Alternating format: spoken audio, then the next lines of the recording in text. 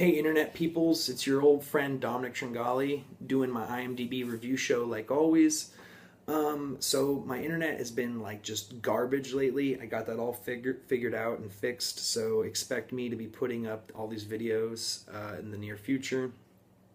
So I'm really sorry about the delay, but getting right into it, I watched Christopher Nolan's The Dark Knight, and this was a sequel to his film Batman Begins. Which a problem before I get into this film, a problem I had with this film is the naming convention. Okay, it's called The Dark Knight, not Batman The Dark Knight. And the last film before that, like I said, was Batman Begins. And the first movie was just Batman the movie, and then there was Batman Returns, Batman Forever, Batman and Robin. And I feel like to call it The Dark Knight, it was breaking from the established naming, you know, style of these films. And it's like it would be like making a John McClane film and leaving out Die Hard.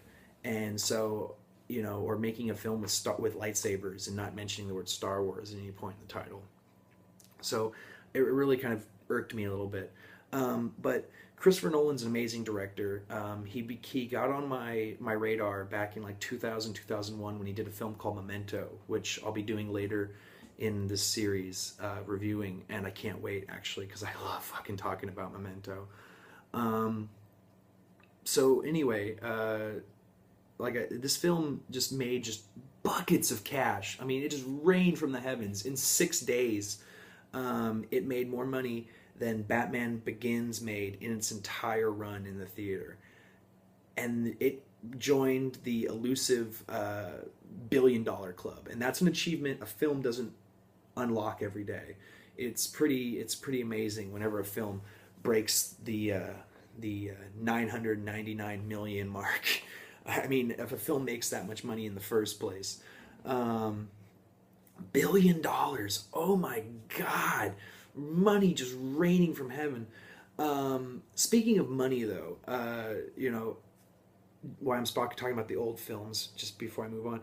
Jack Nicholson, he played the Joker in the first Batman movie in 1988. He got paid like $20 million, and then he made a back-end deal to get paid a percentage of the gross receipts for Batman the movie and all subsequent sequels. And I don't know if the Christopher Nolan reboots were considered sequels or prequels. I don't know if DC Studios, Marvel Studios, DC Studios was able to get out of that contract or not. But he went home with something like $100 million, which I think puts him down as one of the most successful back-end deals an actor has ever made. And I think it only pales in comparison slightly to George Lucas's decision to hold on to the merchandising rights to Star Wars. So I think that's way to go, Jack. That's what makes you the king of Hollywood. And let me say, man, I love your work. I think today many people have forgotten how amazing and accomplished an actor you are. You've kind of become a fading star because of your age, and I think that's completely wrong. I think, like a fine wine, you've gotten better with age. And with all due respect, man, I really would love to meet you someday, but don't hate me for saying this. Heath Ledger outdid you with this film, and I think it's because he had your work, to compare to. He had huge shoes to fill, and they were like comical clown shoes, pun intended, to fill, and he somehow found a way to wear them with dignity. He was so method with this character. Supposedly he locked himself away in a hotel for weeks. I don't know if that attributed to his eventual death by a drug overdose, but this film, I remember when it came out in 2008, him dying after principal photography was completed was such a big deal, and it actually it slowed down the initial release of the film. And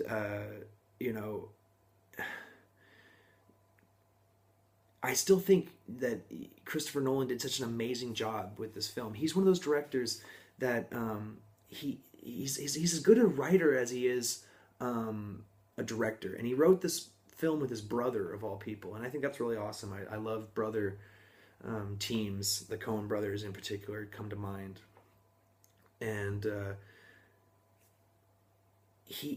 what most people think, see almost as minute details. He really he makes the film worth multiple viewings, and you notice different things each viewing that you didn't see before, and it makes the film more enjoyable subsequently. Um, I don't know. I'm getting off track with that. So my as far as my list goes, I put Heath Ledger's performance as the Joker as the best ever, followed by Jack Nicholson's performance of the Joker, and then as far as villains go, the third performance goes to Danny DeVito playing the Penguin. That was an amazing performance. I don't care what you guys say. Oswald Cobblepot.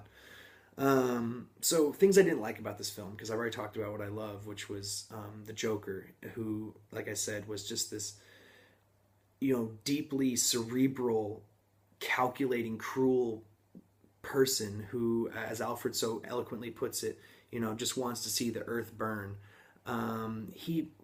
He's such a tactician, and despite his insanity and his seeming unpredictability, he actually is always moving 2 or 3 steps ahead, and I think that's one of the things that sets these villains from in the Christopher Nolan films away from the other work of Tim Burton and Joel Schumacher in the subsequent older Batman movies, is that the villains always have some master plan that you don't find out what it was until the very end, and it's always very involved and perfectly executed, and just nobody saw it coming, Batman included. The police are just completely at odds.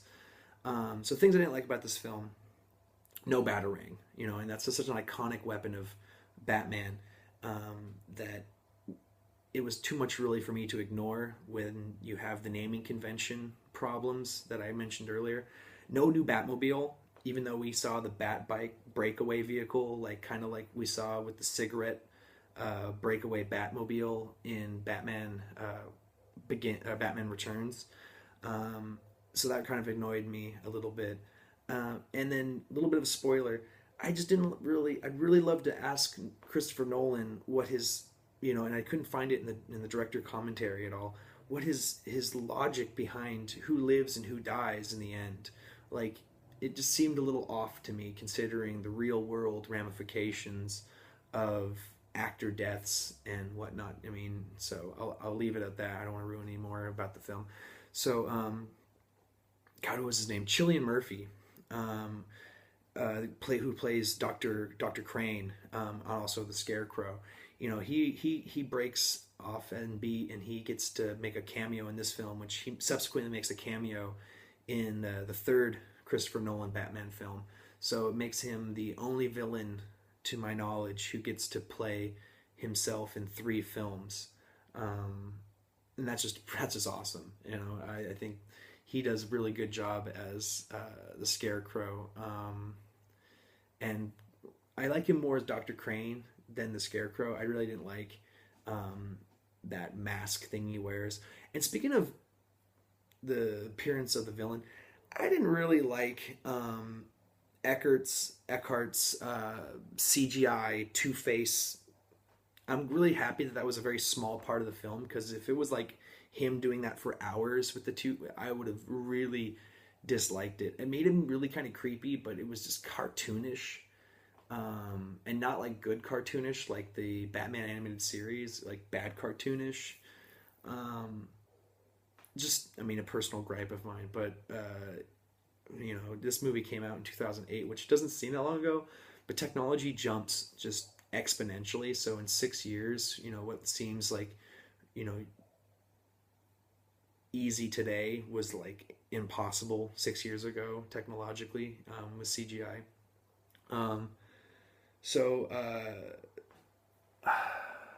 Maggie Gyllenhaal plays the female character, or the female love interest, replacing God, what was her name? Shit.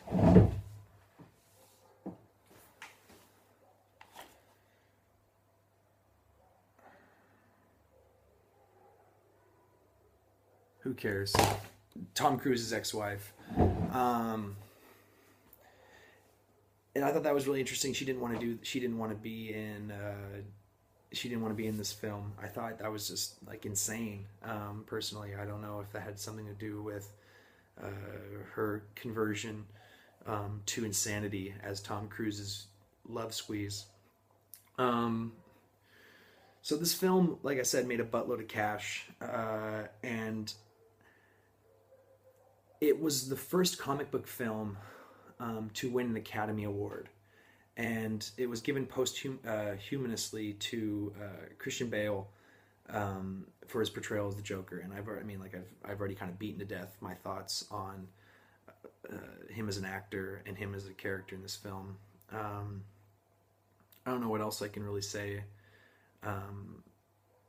It's this film. I think hands down, I'm gonna give it one of my highest awards for rewatchability. Anyone who hasn't seen the film needs to watch it again. It's got the best opening 5 minutes in a film I've ever seen. I love how Nolan just jumps right into a film with like almost all of his movies. He avoids the title credit sequence. There's just not much too much to say other than this was a great, in a trilogy. I think in great trilogies you have the middle piece is kind of like the good guy getting his shit kicked in. The first film is always like, yay, the good guy wins, and the second film is always like, oh man, I think the good guy lost this time. And then in the third one, subsequently, it's always like, oh, well, the good guy won, but, he had to make large sacrifices in order to do so.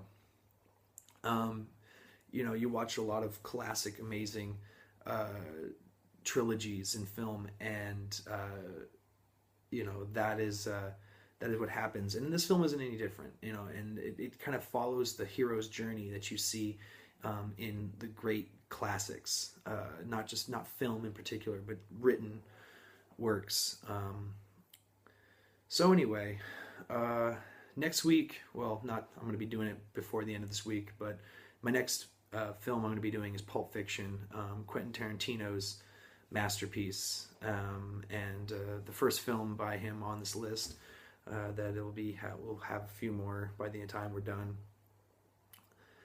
And so anyway, like always, I want you to clickety-clack that like button. I want you to throw some comments down below. Tell me what you thought, what you didn't like, what you liked. Tell me if that naming convention thing kind of threw you for a loop. I would love to have some people link some their own video responses, either for Pulp Fiction or for The Dark Knight. And if you're not subscribed already, please click that subscribe button, and share this with your friends. See who also dig on films. If you think my words are at all poignant, on track. So, like always, it's Dominic Tringali coming from the media, telling you to keep watching these films because they're not so bad. That was a terrible ending. Whatever.